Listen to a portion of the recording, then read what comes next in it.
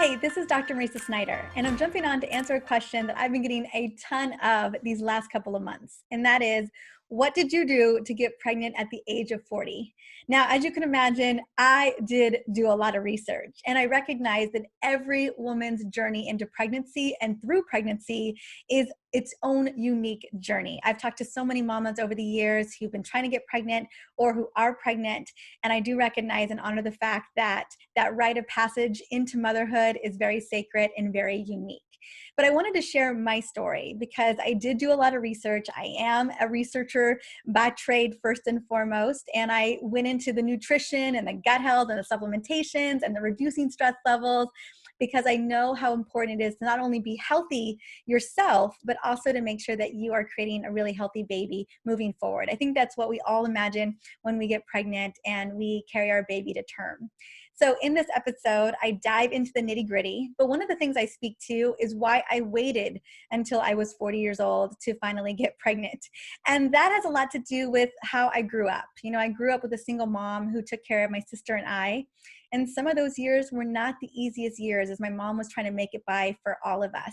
And I remember growing up, my mom held a vision for me that she wanted me to live my mission and my truth and really explore all my passions until I was ready to start having a family. And I just felt so called to that mission in my 20s. And I spent well over the last decade focusing on women's hormone health, serving women just like you.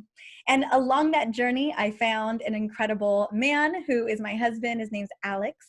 And we've been together for 9 years now. And at some point, both of us decided after all the travel and all the things we've done, that it was time to finally get ready to extend our family to a family of 3. And so in today's episode that's going live, I not only talk about this journey, but I talk about the importance of gut health, the importance of reducing stress levels. Because if you're constantly rushing from here to there and everywhere, it's really difficult for your body to know that you've got the space and room to actually carry this incredible human being inside of you. I also go into supplementation, although I plan on diving deeper into that on another episode, but just all the things that I did to gear up. Because I know that if a lot of us are waiting until we're in our late 30s or 40s and beyond, that we've had a lot of time to consider it and to make some positive changes, not only for ourselves, but also for our little baby growing or potential baby growing.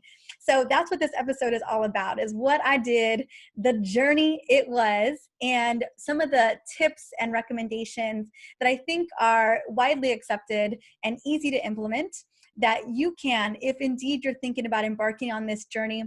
You're in your 30s, people are telling you, wait, your clock is ticking, all that, la, la, la, la, la. I wanted to make sure that you felt fully supported on this journey because it is uniquely yours.